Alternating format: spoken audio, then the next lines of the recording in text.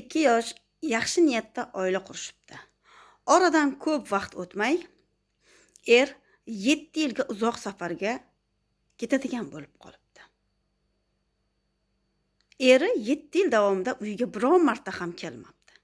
Xotini esa shu inson meni taqdirimga bitirgan insonim deb oilasiga, eriga, o'zini sha'niga dog' tushiradigan hech qanday ish qilmabdi. Erini ota-onasining xizmatini qilib yuraveribdi. Oradan 7 yil o'tgandan keyin eri kelibdi. Eri o'zi bilan hammadan yashirgan sirini birga olib kelibdi.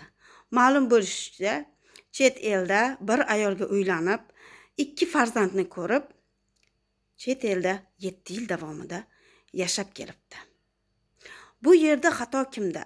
Yaxshi niyatda oila qurib, erini 7 yil davomida kutgan ayoldami yoki xotinini 7 yil davomida aldab, boshqa ayolga uylanib, 2 ta farzandlar ko'rib, chet elda yashab yurgan erkakdami?